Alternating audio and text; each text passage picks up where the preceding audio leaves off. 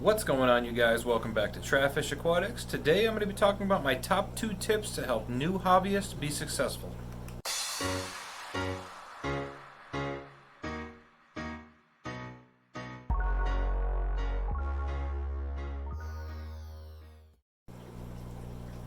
So you've decided you want to get into the aquarium hobby, and you've watched a couple videos and you're trying to get an idea of where to start and what all you need to know so that you can be successful in the hobby. And I want to talk to you guys about my top 2 tips for being successful in the aquarium hobby. And I'm going to give you the tip, and then I'm going to talk about them a little bit. So when you first get into the hobby and you're new to this, the first thing you want to make sure that you're doing is tip number 1. So doing your research is going to stem out to a bunch of different parts in the very beginning of the aquarium hobby. It's going to stem to the tank itself, the fish you're keeping, the plants you want to keep, the lighting.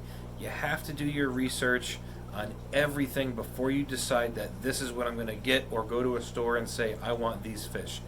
You have to do the research on everything, and you have to make sure that you are capable of maintaining this aquarium with these specific fish in order to be successful.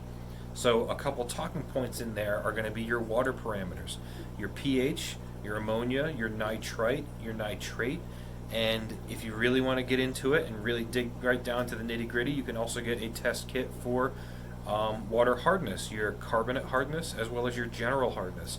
Those are all things that you are probably going to want when you first get into the hobby. That way you can make sure your water structure is ideal for the fish you want to keep. The next thing you're going to know when you're looking into that is, what is aquarium cycling?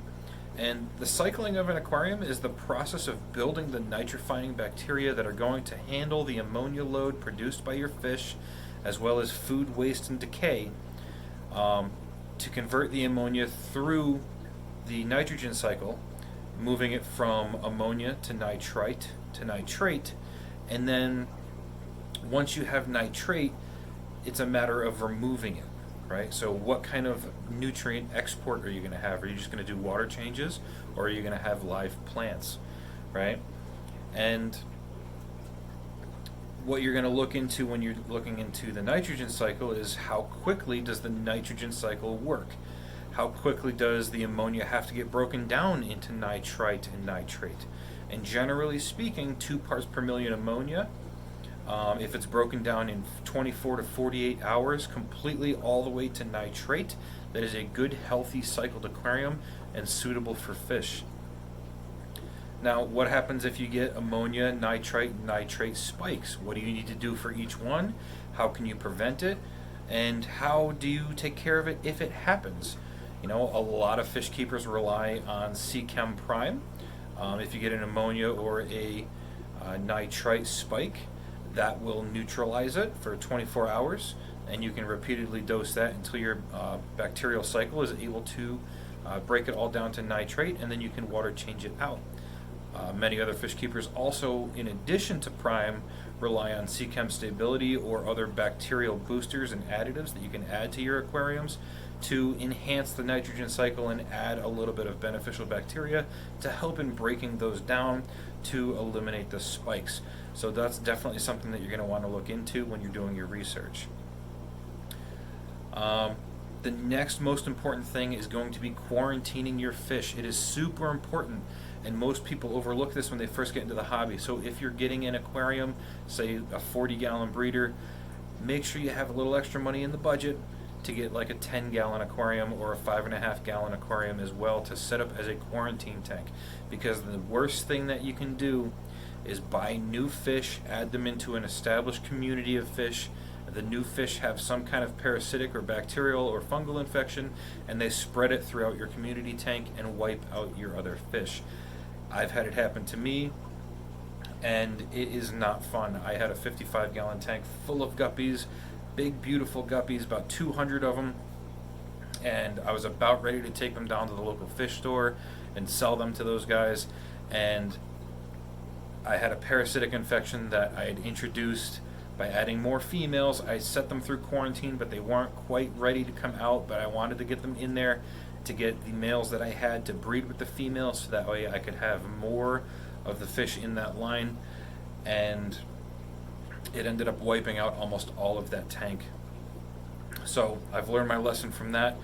Don't be stingy on the quarantine. Make sure you fully quarantine your fish to avoid catastrophes like that. And the last thing that I want to talk about in the do your research is going to be species profiles, right? Double check the compatibility of the fish that you want to keep. You can't go and say, okay, I want to keep cichlids, and then you get red devil cichlids and Mabuna cichlids and blue acaras and convict cichlids and a whole bunch of peacock cichlids and put them all in a tank, because it's just not going to work out. The red devil is most likely going to run that tank and could result in the death of all your fish. So make sure you guys are doing your research on your species profiles. That way you can make sure that the tank compatibility is all there and everybody will be happy and healthy. And that leads us into tip number 2.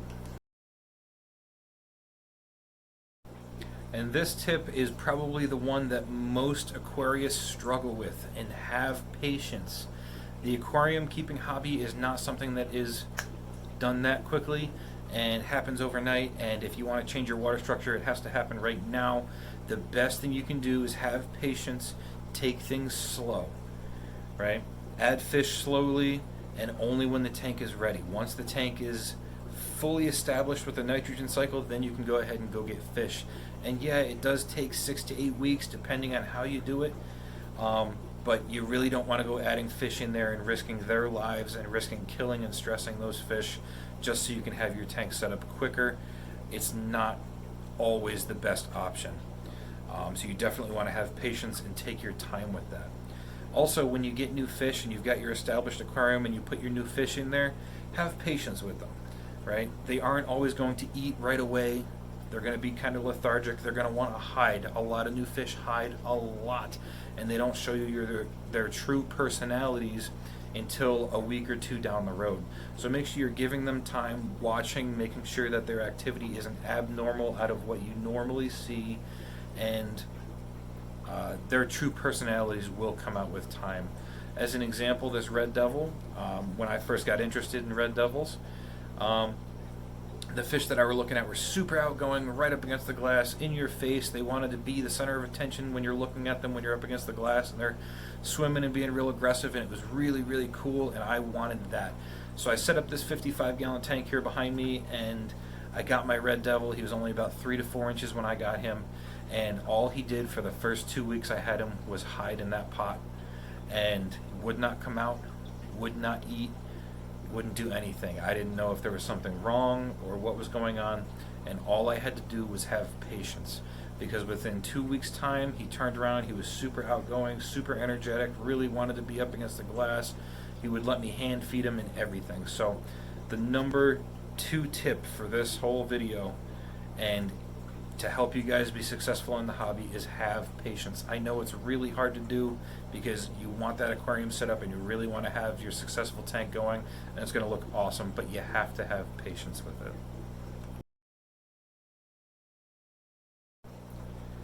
And that's going to lead me into a little bonus tip for you guys, and that is tip number 3, and that is enjoy it and have fun. Don't stress out about it. Don't freak out because your pH is off 2 numbers. Don't worry. Just enjoy it, relax, and have fun. Right? That's what the aquarium hobby is meant to do. It's meant to relax you and get enjoyment out of the fish and have your pets and just enjoy them. Right? So, thank you guys for watching Trafish Aquatics. I know today's video was a real quick one, but I really wanted to make this video because it was something I've been thinking about for a couple days. So, thank you guys for watching my videos. As always, links in the description down below. Also, one more thing, merch is coming. So if you guys are interested in any merch, whether it be t-shirts or coffee mugs or whatever, I'm working on creating some merch. The store is building an inventory. I did order some stuff so I can get an idea of what it looks like. I did receive 1 item in. I'm still waiting on some of my other shirts. But just as an example here, I have a coffee mug, Trafish Aquatics, with my Oranda from my logo. So I think it came out pretty good looking. right? If you guys can see that there. You know, the prices aren't relatively steep, but I don't really set the prices that much. It's more so what the company charges to make them and ship them to you guys. So once that stuff is ready, I'm going to go ahead and I'll start adding the links to the merch store down in the description. So when it is completely set and running, I'll make a video letting you guys know. And if you're interested, check it out and maybe get some stuff. So yeah, that's pretty much it. Thank you guys for watching. As always, links in the description down below, and I will see you guys in the next video.